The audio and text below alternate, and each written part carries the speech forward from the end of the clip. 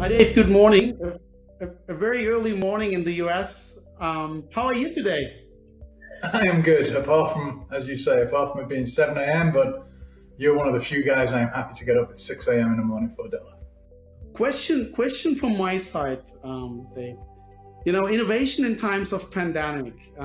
Has COVID-19 pushed companies to go beyond their comfort zone and seek innovative solutions more than ever before? What's your view on that? So I think, I mean, crisis always drives innovation from radar to the internet. It's all been developed due to a crisis happening.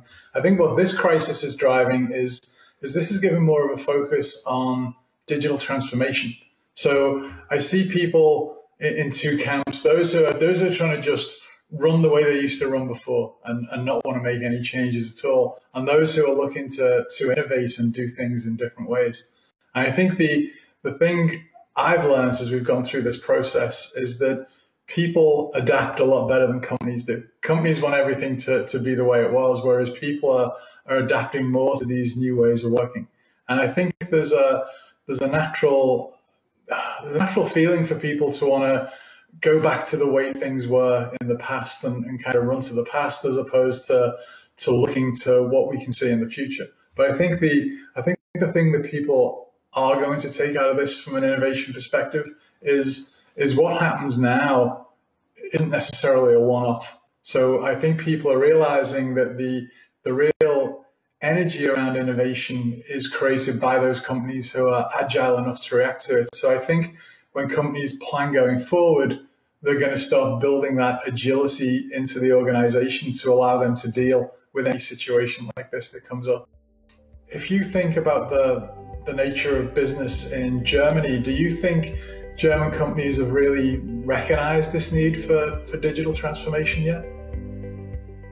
To be honest, I cannot give a clear digital answer on that. You know, in general, I would say yes, but we still see that agility and speed has to increase. You know, Germany has an excellent reputation on looking at high-tech strategies. The federal government, in joint effort with the private sector, has set itself a goal of interesting 3.5% of the GDP in research and development by 2025. That's a high number compared with other economies, I have to say. Having said that, it's not a secret that Germany is a little bit lagging behind when it comes to digital transformation, you know, which is for me the turbo for innovation at the end of the day. Digital transformation drives innovation in this time. So what we heard from a research is still 12% of the German companies currently see their existence threatened by digitization, which is a little strange if we hear that, because it's needed.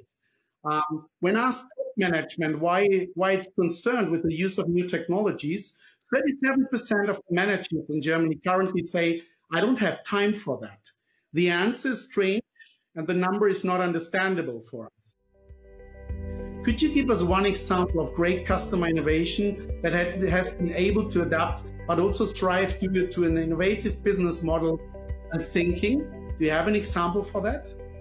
If I look at someone who actually changed the nature of what they delivered from an industry perspective, then I think one of the most interesting stories is probably the Disney story.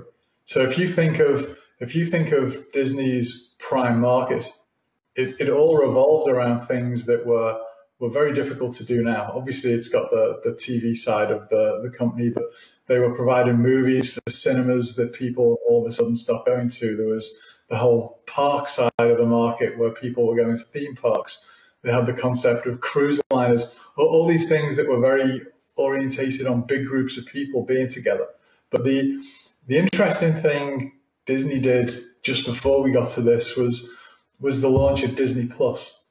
So they learned that it wasn't just about providing the content from a creation perspective. It was about being able to deliver that content digitally as well. So that they actually moved into a market where they didn't have a presence before, and they managed to get millions of subscribers onto that system straight away, and then be able to manage and organize those subscribers and grow that business by releasing new content moving forward. And if you look at the way the stock performed over the past 12 months, you know, they've completely managed to change their business model. and keep their stock at a great price, even going through a pandemic such as this. So I think that's a true example of digital transformation where you've developed a whole new business model.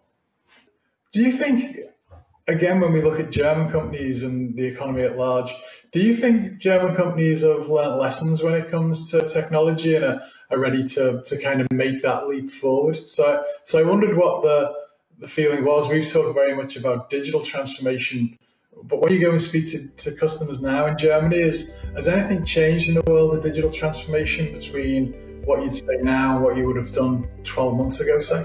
Here I would clearly say very digital, yes. You know, innovation is a top 3 management priority for almost 2/3 of the German company. 2/3 are not 100%, but it's really increasing, you know. And our research has shown that companies are doubling down on innovation during downturns, using the opportunity to invest and position for the recovery, outperform over the long term, so for the future at the end of the day. But doing that successfully really requires a clear innovation strategy. We see that coming from many important and strong industries in Germany. Look at automotive, the car makers at the end of the day. They tend to go away from producing and selling cars to innovative new forms of mobility and mobility services, for sure, with the inclusion of their core product, which is a car at the end of the day.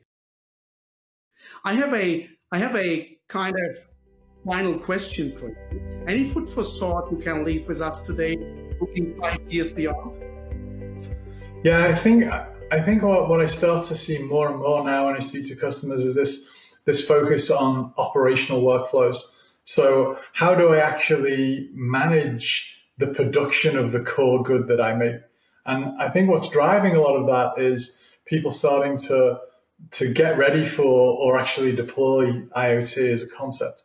So when people start to connect devices to the internet to become connected devices, obviously there's a huge amount of data that comes with those, but there's the process of how do you deal with that data? How do you make a digital twin of an asset to actually understand what the operational parameters are for that asset? And then how do I actually deal with everything from break fix to maintenance to event-driven maintenance that comes from that device? And as people start to look at the concept of being able to connect some of these assets, they're also starting to look at the process around how they actually manage the workflow that sits behind operations. Do you think there's still room for the German market to get better, for customers to perhaps look at more innovative solutions?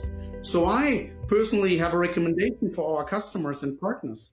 It is, check how we do it at ServiceNow. Get inspired, you know, join us, because next month, early October, we have our Now Work Conference. It's our customer conference early October.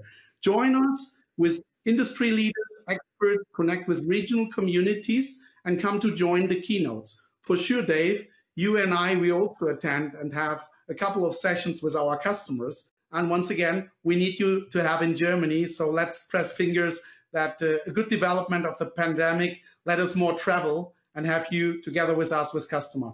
Thank you so much, Dave. Thank you. I look forward to coming and seeing you as well, Detlev. Thanks for inviting me over.